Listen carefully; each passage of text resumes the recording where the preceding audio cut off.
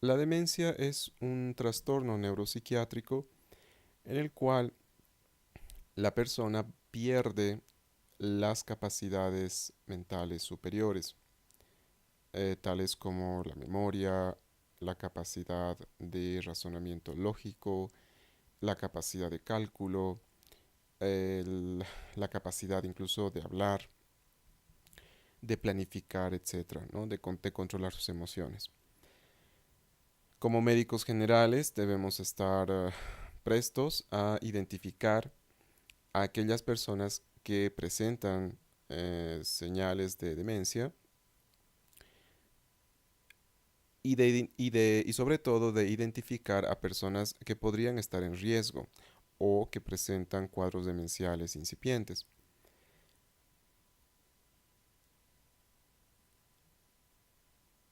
La demencia también es llamada en el DSM-5 como trastorno neurocognitivo mayor. De cierto modo, la CIE-11 ha intentado um, uniformizar el término o por lo menos la definición misma de demencia con el DSM-5, incluyendo la demencia dentro de lo que son los trastornos neurocognitivos, pero ha mantenido el término de demencia. Si en algún texto ustedes leen trastorno neurocognitivo mayor, pues eso es sinónimo de demencia según la CIE-11. Los criterios diagnósticos de la demencia en general, porque hay muchas causas de demencia, tienen los siguientes puntos.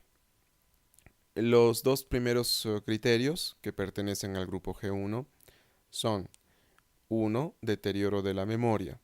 Este quizás es el signo más evidente, el que mejor suelen identificar las personas que conviven con la persona que tiene demencia y suele estar, suele manifestarse en un principio, especialmente afectando a la memoria de corto plazo.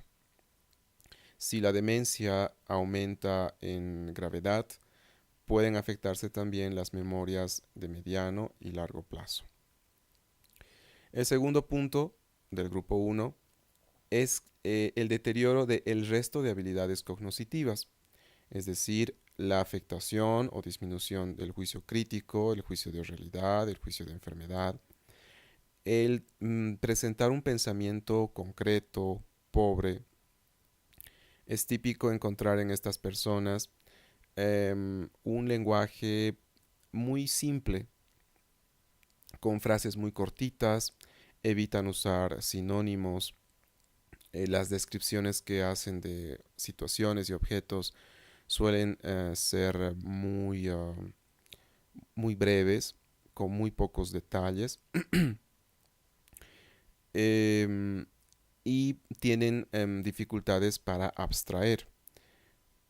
Por ejemplo, si yo le pregunto a una persona si en qué se parece un plátano y una naranja y la persona tiene demencia, podría enfocarse solamente en que, por ejemplo, son dulces o tienen cáscara, pero al tener demencia, esta persona perderá la capacidad de abstraer el concepto abstracto de fruta. Además, en las personas con demencia se disminuye mucho la capacidad para planificar, para organizarse y en general el procesamiento de la información también está alterado, lentificado o distorsionado. El siguiente síntoma, que es propio del criterio G2, es que la conciencia debe estar clara. Debemos entender que la demencia es un trastorno eminentemente de origen físico.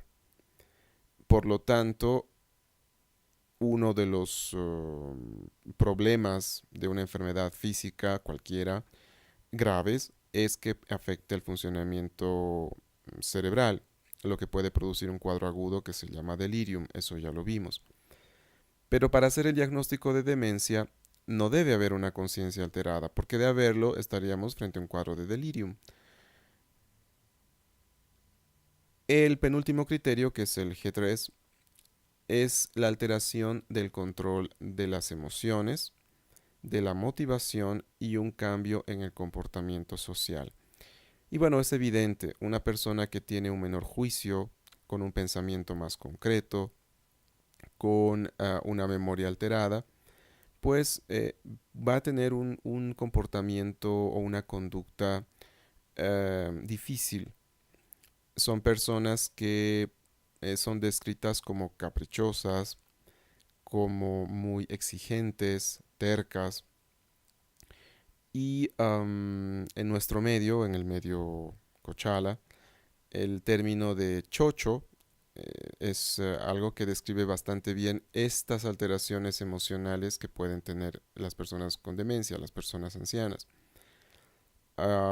Todavía se puede escuchar entre las personas decir, ¿no? El fulanito o la sutanita ya está con la chochera, es decir, con este cambio de la manera de ser y que se caracteriza por estar siempre renegones, que no se contentan con nada, que suelen irritarse fácilmente, no, lo que nos habla de un pobre control emocional.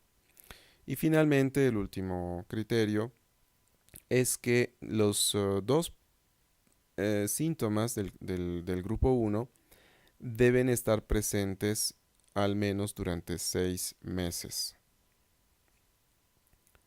En general, esos serían los criterios diagnósticos para un cuadro de demencia. Las causas de la demencia, les había dicho, son varias. Las tres primeras causas de demencia a nivel mundial son la enfermedad de Alzheimer en primer lugar, la demencia vascular en segundo y el abuso o dependencia a las bebidas alcohólicas como tercera causa. Después están otras mucho más raras. Por ejemplo, tenemos a los trastornos endocrinometabólicos, el hipotiroidismo, el déficit de vitamina B12, el déficit de otras vitaminas, por ejemplo, la tiamina, la vitamina B1. Debemos pensar en esto, por ejemplo, en una persona que bebe mucho, ya que puede desarrollar el síndrome de Wernicke-Korsakoff y este desencadenar en una demencia. Tenemos que ver, por ejemplo, a las encefalopatías metabólicas, que si no se tratan, por supuesto, van a llevar también a una demencia. Cualquier lesión directa sobre el sistema nervioso central, el cerebro, como neoplasias, hematomas subdurales, hidrocefalia, pueden provocar demencia. Otras enfermedades degenerativas como la enfermedad de Pick, la de Parkinson, la enfermedad de Huntington, la parálisis supranuclear progresiva, la esclerosis múltiple pueden hacer que la persona desarrolle demencia. Las infecciones por el virus del VIH, la sífilis, la enfermedad de Creutzfeldt-Jakob, la tuberculosis y la criptococosis. Es importante también mencionar que en pacientes que tienen VIH y además que están con una inmunidad muy deprimida, pueden desarrollar enfermedades oportunistas. Por ejemplo, puede haber una toxoplasmosis cerebral también. Y bueno, es obvio que una lesión directa, traumática, un trauma cráneoencefálico, también puede producir un cuadro de demencia. Dentro de la clasificación de las demencias, pues podemos clasificarlas según si son reversibles o no. Parece un contrasentido hablar de una demencia reversible en el entendido de que la demencia hace referencia a una muerte neuronal, a una destrucción del cerebro de la persona.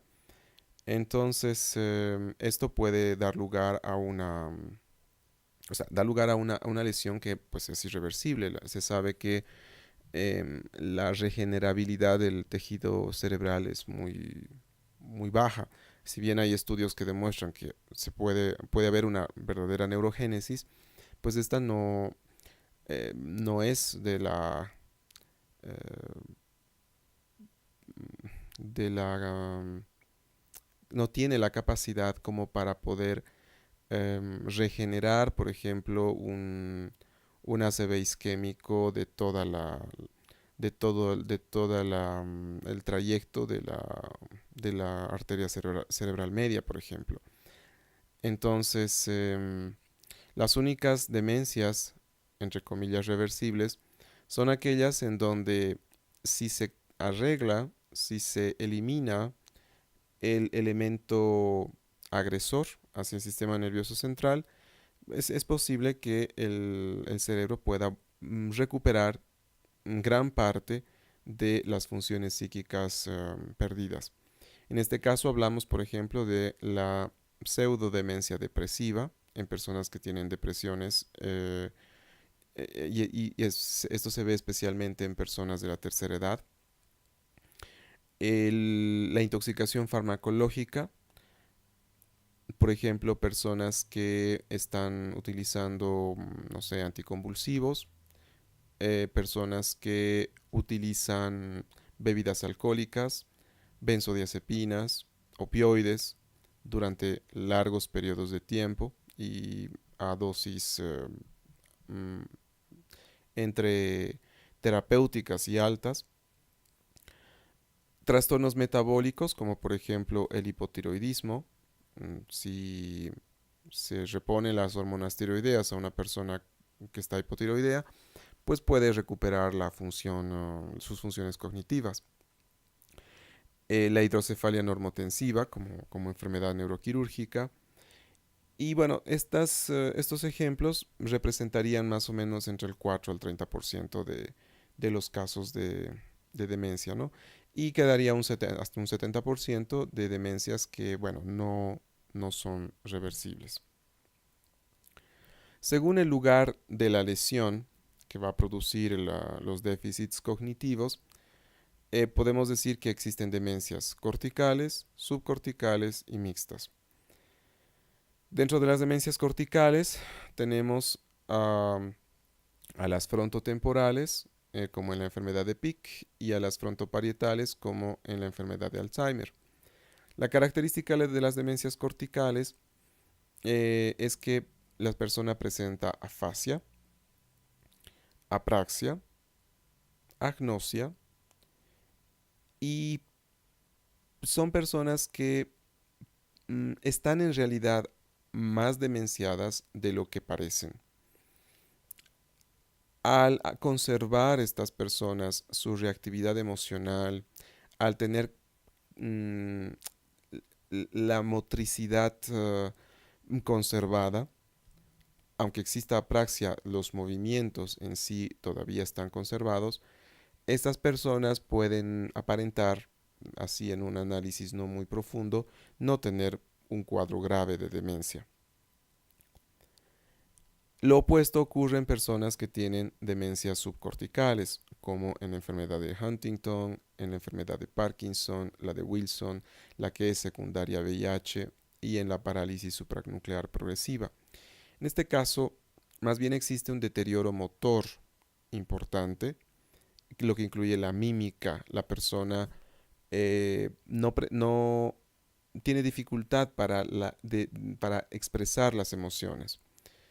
Además existen alteraciones del estado de humor, como ansiedad, depresión, dificultad para realizar tareas cotidianas, existe disartria, disfonía, y a pesar de esto, eh, estas personas pueden no tener un grado de demencia muy avanzado, pero todo lo anterior nos hace ver a una persona totalmente impasible, o sea, poco expresiva en sus emociones, torpe motóricamente y además con dificultades para articular las palabras.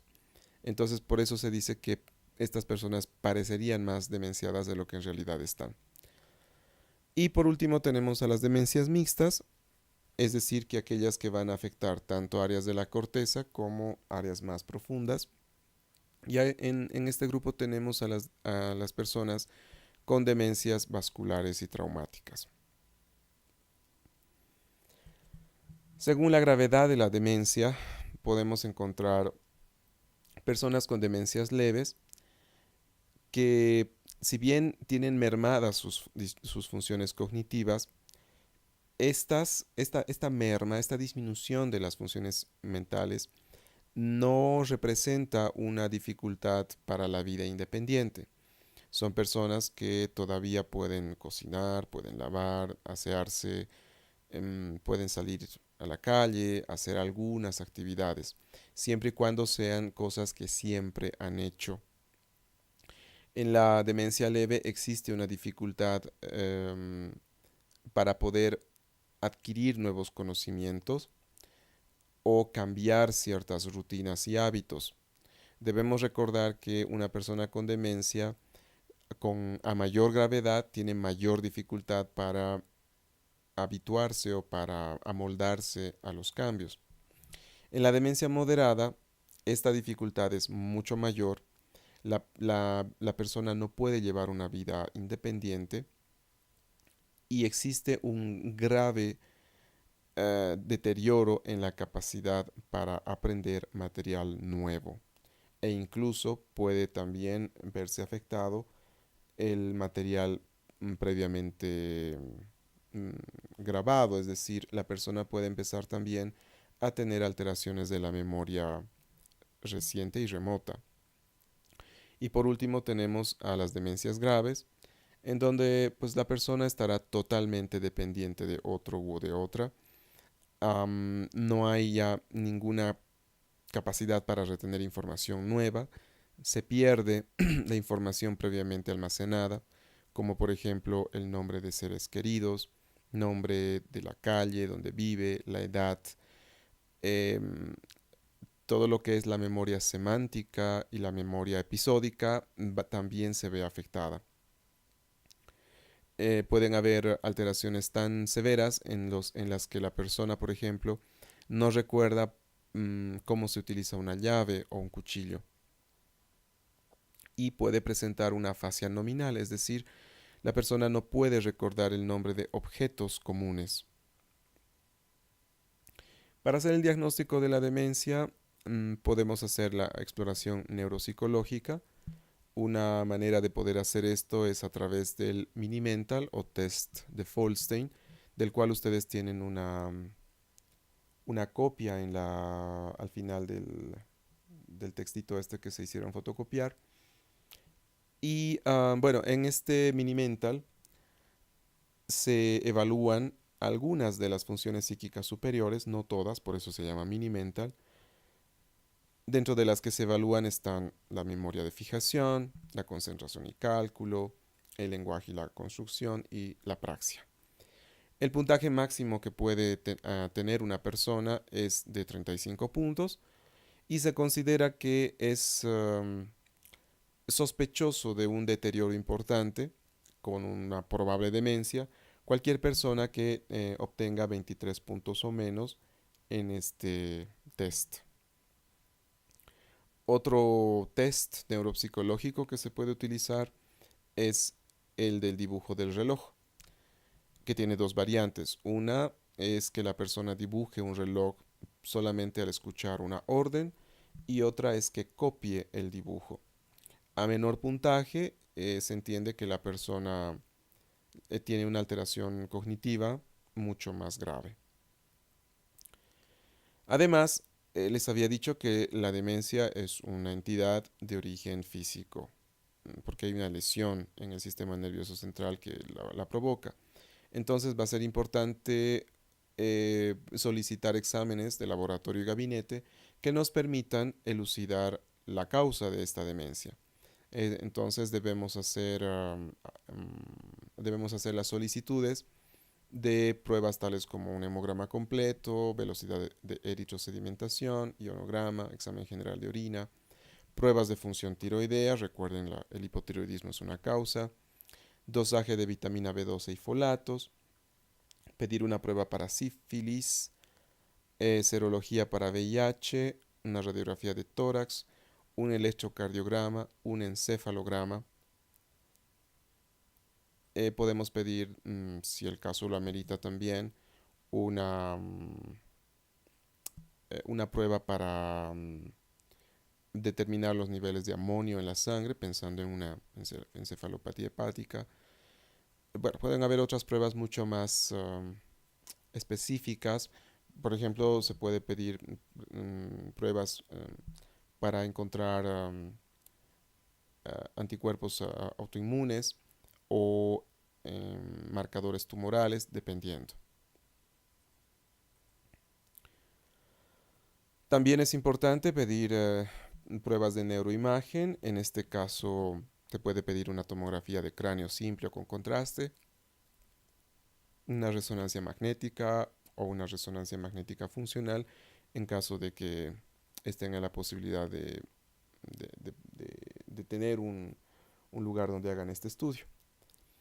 Dentro del diagnóstico diferencial, bueno, ¿con qué se puede confundir una demencia? En primer lugar está con el envejecimiento normal. Acá un señalamiento muy importante que debo hacer es que en los colegas médicos existe todavía el uso del término demencia senil. Ese es un término que debería estar proscrito y no debería utilizarse bajo ningún concepto. ¿Por qué? Porque demencia senil hace referencia a que es una demencia que se origina en la vejez. Y si hay una demencia que se origina en la vejez, entonces, ¿por qué no hay nefropatías seniles, cardiopatías seniles o hepatopatías seniles? No existen tal nomenclatura. El término de demencia senil, además, y para empeorar las cosas, es un término que no permite que se busque la causa de esa demencia. Muchas veces cuando el paciente ingresa a salas por, no sé, una apendicitis, por una descompensación de su diabetes o por una nefropatía, enfermedad renal crónica, el término de demencia senil no hace que, por ejemplo, el nefrólogo, el cardiólogo, el neumólogo soliciten una interconsulta con psiquiatría para que evalúen el posible origen de esta demencia y, lo que es más importante, para hacer un tratamiento. Cuando se habla de envejecimiento normal, bueno, se entiende que el cerebro de una persona de 92 años no es el mismo que una persona de 30. Debe haber un proceso normal de envejecimiento y claro, esto afecta a las capacidades cognitivas, pero solo afecta o debería afectar a la memoria y específicamente a la memoria de fijación. Pero el resto de las funciones psíquicas superiores, la capacidad de cálculo, la orientación, el control emocional, la capacidad de planificar, de hacer secuencias, esta debería estar íntegra. Puede estar un tanto lentificada, pero debería estar íntegra. Si encontramos alteraciones en estas otras funciones psíquicas, pues ahí sí estaríamos hablando de una demencia y debemos buscar la causa. También se puede confundir la demencia con un trastorno depresivo, es decir, podría ser una pseudodemencia depresiva, es decir, que la depresión pueda producir unos síntomas parecidos a una demencia. En estos casos corresponde hacer una prueba terapéutica con antidepresivos y en muchos casos la persona recupera las funciones cognitivas que estaban disminuidas. También es importante hacer el diagnóstico diferencial con alguna alteración cognitiva leve sin demencia, problemas de memoria, para hacer secuencias, em, problemas relacionados generalmente con la capacidad de concentración, también con la discapacidad intelectual leve o moderada. El, el el punto clave para hacer la diferenciación con esto es obviamente la edad. Si la persona nunca desarrolló completamente sus funciones psíquicas superiores, su inteligencia, y la noxa eh, dañó ese cerebro antes de los 18 años, pues hablamos de discapacidad intelectual.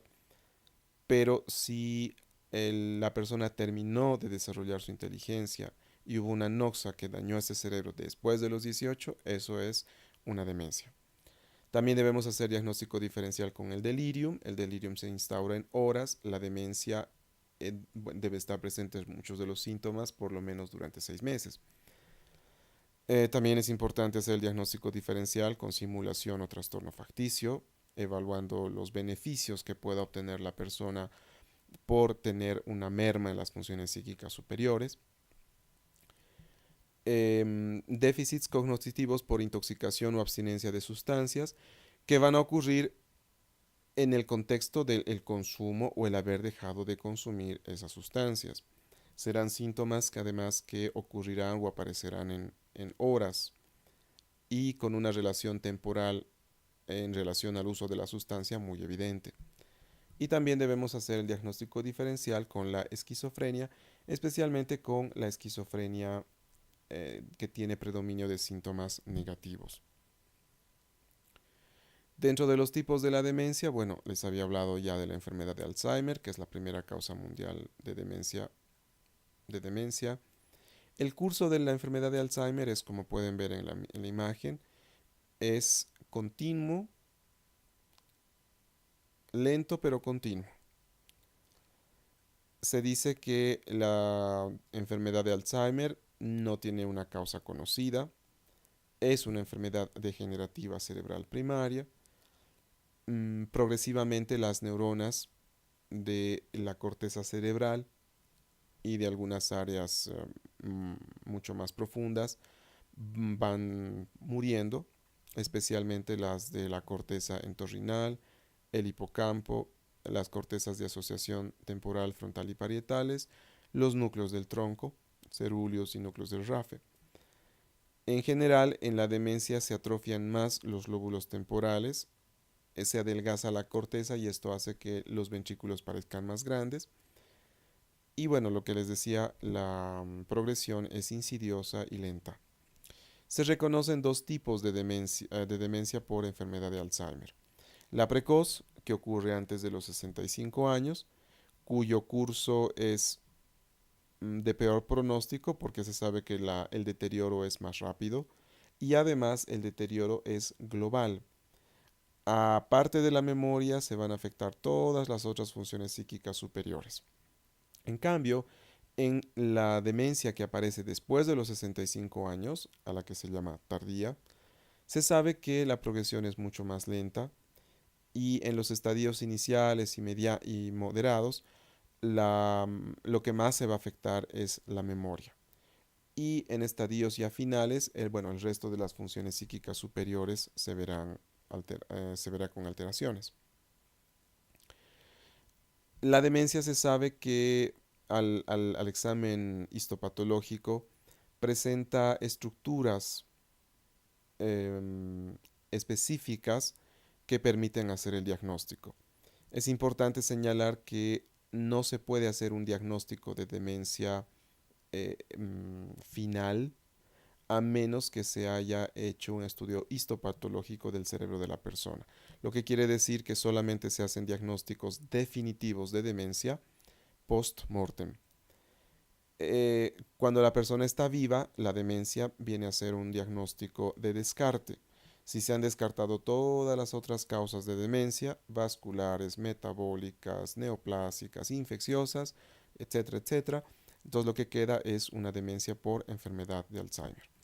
Entonces, estas estructuras, estas proteínas apelotonadas dentro de la estructura de la neurona, que representan una distorsión en la estructura misma de ella, últimamente pues están sospechando los neurocientíficos que podría tratarse de un prión. Recordemos que un prión es una proteína, no es un ser vivo, es una proteína, un trozo de una proteína que al estar en contacto con otras proteínas similares las obliga a plegarse de una manera anómala. Y proteínas plegadas de manera anómala, ustedes lo saben por patología, no sirven para lo que deben servir. Y esto provoca pues el mal funcionamiento celular y su posterior muerte. Estas proteínas son las proteínas tau, por si acaso. Entonces, independientemente de lo que produzca estas estructuras dentro de las neuronas, El hecho es que poco a poco un cerebro que se podría ver así, un cerebro sano, termina así, con las circunvoluciones anchas, con una corteza adelgazada, y si hiciéramos un corte sagital, no, coronal en este cerebro, veríamos cómo los ventrículos de ambos hemisferios están aumentados de tamaño. No es que haya aumentado la presión del líquido cefalorraquídeo, sino que la corteza al adelgazarse hace que los ventrículos parezcan más grandes. Luego tenemos como segunda causa de demencia a nivel mundial la demencia vascular. A diferencia de la enfermedad de Alzheimer, la progresión de la demencia vascular sigue este esquema. Cada escalón, el origen de cada escalón estaría representado por un evento cerebrovascular. Una vez producido el evento, existe un deterioro brusco, abrupto de las funciones psíquicas superiores, una posterior meseta en donde estas funciones psíquicas superiores alcanzan una especie de equilibrio hasta la aparición de un nuevo evento cerebrovascular con su correspondiente deterioro subsecuente, dando la apariencia de una progresión escalonada. Básicamente lo que ocurre en estas personas es que el tejido cerebral se infarta debido a la falta de irrigación, la obstrucción de la llegada de sangre a este tejido. En general, esta es una complicación de todas las enfermedades vasculocerebrales y los déficits de las funciones corticales superiores se van a distribuir de manera desigual porque va a depender de en qué parte o qué parte del árbol arterial es que se va a producir la oclusión. Además, esto se va a acompañar de una focalidad neurológica y es frecuente ver esto en personas que tienen antecedentes de enfermedad vascular cerebral.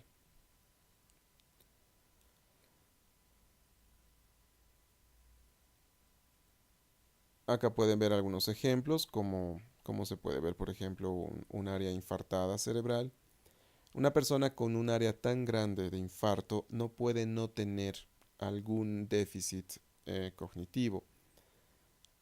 Em,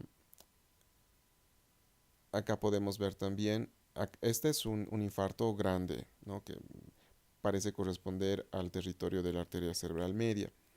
En cambio, estos que ven acá, en esta imagen de resonancia, estas áreas hipointensas corresponden a pequeños infartos que se llaman infartos lacunares y que al acumularse pues van a producir un deterioro generalizado de las funciones psíquicas superiores.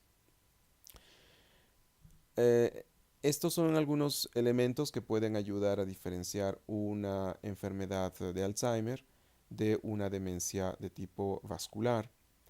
En la enfermedad de Alzheimer, por ejemplo, no existen signos focales, es más frecuente encontrarlo en mujeres, la memoria está alterada, en principio la memoria inmediata y posteriormente la reciente y la remota.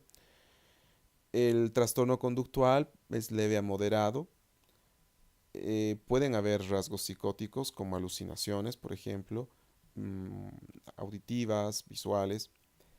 Y la alteración o la falta de control de esfínteres va a ocurrir en estadios avanzados. En la demencia vascular, por otro lado, existen signos focales, es muy usual. Hay alteraciones de la marcha, extrapiramidalismos, disartria. Es más frecuente de verlo en varones. Dentro de los cambios en la manera de ser de la persona puede haber abulia, apatía y aislamiento. La memoria puede tener leves alteraciones y mejorar con ciertas claves. Por ejemplo, si una persona, a una persona le pregunto, ¿dónde se fueron de vacaciones tus sobrinos el año pasado? Y la persona no recuerda y yo le digo, es un lugar con sol y con arena. Ah, se fueron a Cancún, por decirlo así. Entonces, estas claves ayudan a que la persona pueda recordar lo que no estaba pudiendo evocar. El trastorno conductual suele ser importante. La parte de las emociones se ve afectada por una gran labilidad emocional. Puede aparecer depresión, esto es muy frecuente, y además puede aparecer una urgencia miccional o puede aparecer también una enuresis temprana. Luego tenemos a la demencia asociada a enfermedad de Parkinson. Acá, bueno, tenemos a una figura muy conocida que fue Mohamed Ali, que se sabe que tuvo la enfermedad de Parkinson. Esta enfermedad produce un síndrome demencial o una demencia más o menos a los 10 años de que se iniciaron los síntomas de la enfermedad de Parkinson. El tipo de sintomatología es muy parecido a las demencias frontotemporales y de momento no se sabe cuál es la relación entre la enfermedad de Parkinson y la demencia que suele ocurrir subsecuentemente. En la demencia por cuerpos de Lewy, que es otro tipo de demencia, bueno, ahí tienen ustedes una figura igual muy conocida, Robin Williams, que tuvo esta demencia, este tipo de demencia. Se sospecha que pueda ser una variante de la enfermedad de Alzheimer. Em, Pueden haber hasta uno de cada 10 pacientes u asociaciones con fluctuaciones de nivel de la conciencia, lo que podría dar la apariencia de que se tratan de alteración, de un síndrome confusional o un delirium. Además, es llamativo el parkinsonismo que tienen estas personas y paradójicamente responden mal a la L-Dopa. Además, son muy sensibles a los neurolépticos. Rápidamente estas personas desarrollan todos los signos y síntomas extrapiramidales que vimos en la clase de esquizofrenia. Es muy común que presenten delirios de tipo paranoide o alucinaciones visuales. Vean ustedes qué mala pata de estas personas que tienen este tipo de demencia. Tienen síntomas psicóticos, a quienes habría que recetar antipsicóticos o neurolépticos, y lamentablemente son demasiado sensibles a estos medicamentos. El diagnóstico final, al igual que con la enfermedad de Alzheimer, solamente se puede hacer post-mortem, encontrando dentro del tejido cerebral los cuerpos de Lewy a nivel de la corteza cerebral. Luego tenemos a la enfermedad de Pick, que es una demencia que se inicia al inicio de la vida adulta, perdón, al inicio de la vida media. Em, Va a afectar especialmente a los lóbulos frontal y temporal. Y la característica de esta demencia es que altera la personalidad y el comportamiento antes que la memoria. La memoria suele estar muy bien conservada y solamente hasta el estadio final es que la memoria se altera. Por lo tanto, este es un tipo de demencia que es un poco evasiva en su diagnóstico porque siempre nos quedamos con la idea de que alguien con demencia tiene alteraciones de la memoria. En este caso, el comportamiento de la persona más bien es de desinhibición, tienen conductas sociales inapropiadas o sexuales inapropiadas. Por ejemplo, pueden tener a una persona que de repente es llevada a la policía porque ha manoseado a una mujer en la calle. ¿M? Cosa que nunca lo había hecho y la familia jamás tuvo ninguna señal de que esta persona hiciera tales cosas, ¿no? Y a lo mejor haciendo los estudios resulta pues que sí es un cuadro compatible con una demencia. Además, el lenguaje se altera, hay una severa afectación del lenguaje y bueno, como toda demencia, déficit en las funciones ejecutivas, ¿no? La capacidad de abstracción, de planificación, de resolución de problemas. Dentro de los síntomas psicológicos y conductuales, es decir, por la demencia, en estadios iniciales o en demencias leves, pues pueden haber cambios en la personalidad. Una persona que era muy metódica, muy responsable, muy reglada en sus cosas, muy controlada en sus emociones o en sus hábitos, puede tornarse desordenada, descuidada, negligente, caprichosa, desinhibida. Ojo que la desinhibición podrían parecer que la persona está con una hipomanía. Se pueden tornar negligentes, caprichosos. También pueden haber síntomas compatibles con un ánimo depresivo, especialmente frente a frustraciones. Además, pueden haber alucinaciones visuales y auditivas. Esto es de mal pronóstico, por si acaso. Significa que el deterioro va a ir mucho más rápido. Y también pueden instaurarse ideas de tipo paranoide, sospechas de daño, estafa y robo. Ahora ustedes me dirán, bueno, si hay ideas delirantes, entonces tiene un síndrome psicótico. Sí, pero en estas personas debería haber el antecedente de un deterioro previo de más o menos 6 meses de las funciones cognitivas. Si no hay este antecedente, pues sí están en todo su derecho de hacer el diagnóstico de un síndrome psicótico. El, Eso, ¿no? Y bueno, conductualmente puede haber una conducta desinhibida. Y ya en estadios moderados y avanzados, puede aparecer agitación psicomotriz. Esto especialmente en relación a estrés, frustraciones y bueno, en estadios mucho más avanzados, de la nada, ¿no? La persona se torna agresiva, violenta. Puede aparecer incontinencia, primero la urinaria, luego la fecal, bueno, agresión física o verbal, esto estaría incluido dentro de la agitación psicomotriz. Deambulación inmotivada, esto se llama dromomanía, desinhibición sexual, aumento del apetito y pueden haber gritos, ¿no? La persona puede gritar sin ninguna causa. Es importante tomar en cuenta la comorbilidad de depresión y demencia. Hasta uno de cada 5 pacientes, es decir, 20% con demencia, pueden tener un síndrome depresivo concomitante. Y de estos, uno de cada 5 puede tener una depresión grave. Es importante la relación de depresión y demencia porque se sabe que la demencia que inicia a una edad tardía, después de los 65, es un factor de riesgo para que luego se instaure una demencia.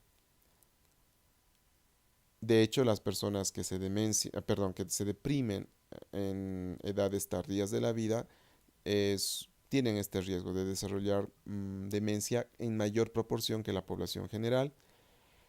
Es importante hacer la diferencia entre demencia y una pseudodemencia depresiva. Y en estos casos, el tratamiento de elección son los inhibidores selectivos de la recaptación de serotonina. Si estamos frente a una persona con demencia añosa, con polimedicada, a lo mejor ya con alteraciones de la función hepática, pues recuerden que el antidepresivo que se debería utilizar es el citalopram. También es importante hablar de la comorbilidad de psicosis y demencia. Pueden aparecer ideas delirantes y alucinaciones en personas con demencia. Las ideas delirantes suelen ser de robos, falsas identificaciones, infidelidad del cónyuge. Es común que estos delirios sean disgregados y muy poco sistematizados. Las alucinaciones pueden ser auditivas o visuales. Y bueno, lo que les había dicho, ¿no? Si aparecen, eso es de mal pronóstico. En este caso, el tratamiento debería hacerse primero con anticolinestéricos, si la demencia no es muy grave. En un momento más hablamos de cuáles son los anticolinestéricos. Y también, pues si está psicótico el paciente o la paciente, deberíamos utilizar antipsicóticos. Eh, en este caso es mejor utilizar atípicos, como la risperidona, la olanzapina y la quetiapina. ¿Por qué? Porque seguramente vamos a tener que utilizar estos medicamentos por largo tiempo. Y una persona con demencia tiene un cerebro lastimado, dañado, y estos cerebros son más vulnerables a los efectos extrapiramidales de los antipsicóticos típicos, por ejemplo, el haloperidol. Sin embargo, si la persona tiene delirium, ahí el tratamiento sí o sí debería ser con el haloperidol, es el de primera elección. También es muy común encontrar personas demenciadas con ansiedad. Esto recuerden por la baja tolerancia a la frustración que tienen estas personas. Y es importante reconocer que pueden desencadenarse por eventos que no parecen ser muy importantes. En estos casos, si se utiliza un ansiolítico, una benzodiazepina, es mejor utilizarlos de vida media breve, como por ejemplo el lorazepam y en cierta medida el alprazolam. No deberían utilizarse para tratar trastornos de ansiedad eh, benzodiazepinas de vida media larga, como ser el diazepam o el clonazepam. El tratamiento de la demencia debe ser enfocado en, hasta donde sea posible, tratar la causa. El más importante es el tratamiento psicosocial. Es decir,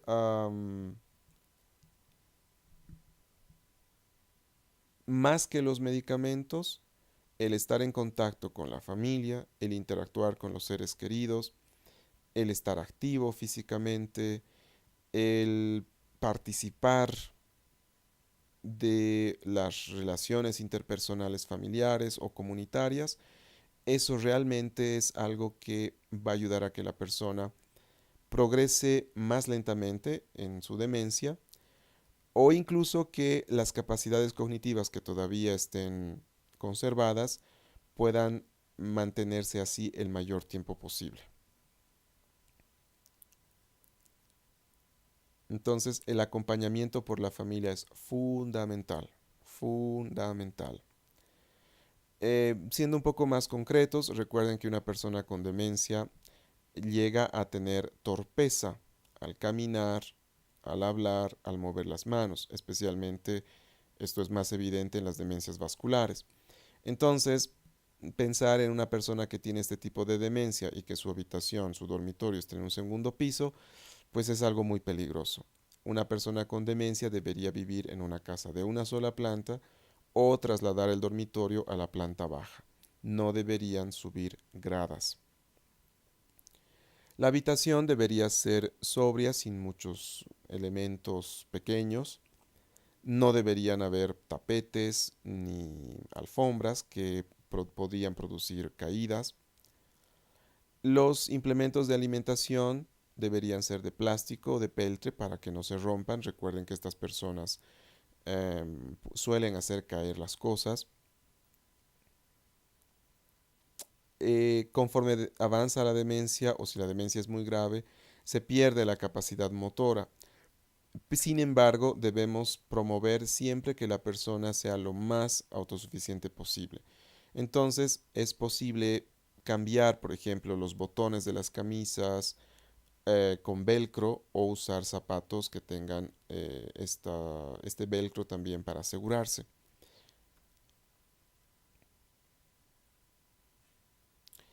Es importante tener agarradores en el baño, en los pasillos, para que la persona pueda sostenerse en caso de que trastabille.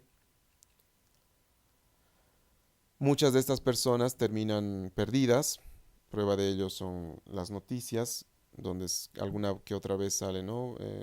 El señor fulano de tal no llegó a su domicilio. Si lo ven, por favor, comuniquen a la policía. O se ha encontrado a este anciano que no recuerda su nombre, por favor a los familiares a personarse al canal tantos o al puesto policial tantos. Entonces es importante que la persona lleve, por ejemplo, como un collarcito, donde esté su nombre y un dato de referencia por si acaso se pierde. Con la nueva tecnología también se pueden instalar eh, dispositivos que permitan hacer un seguimiento físico de la persona, geográfico. Es importante que la habitación de la persona tenga siempre visibilidad de elementos de orientación temporal, como por ejemplo calendarios, relojes. Evitar que la persona con demencia acceda a lugares peligrosos, como por ejemplo la cocina. Y bueno, esto que les decía, ¿no? Retirar del hogar en general cualquier elemento en el cual se pueda tropezar la persona. En cuanto al tratamiento farmacológico, bueno, habíamos mencionado a los inhibidores de la acetilcolinesterasa, que son medicamentos que aumentan la disponibilidad de acetilcolina en la hendidura sináptica. La acetilcolina es uno de los neurotransmisores más importantes en los procesos de aprendizaje y de memoria. Por lo tanto, en una persona con demencia, estos neurotransmisores tendrán que actuar el doble o el triple para poder suplir a la falta de neuronas que utilizan este neurotransmisor. En este sentido tenemos a medicamentos como la ribastigmina, la galantamina y el donepezil. La ribastigmina está indicada para la enfermedad de Alzheimer leve y moderada, para la demencia por cuerpos de Lewy, la galantamina para las demencias mixtas, es decir, con componente vascular y que además pueda tener la persona una enfermedad de Alzheimer, y el donepezilo para la enfermedad de Alzheimer leve y moderada. En general vean que estos inhibidores de la acetilcolinesterasa no están indicados para demencias graves. Esto tiene su lógica. Estos medicamentos lo que hacen es aumentar los niveles de acetilcolina que liberan las neuronas que normalmente liberan ese neurotransmisor.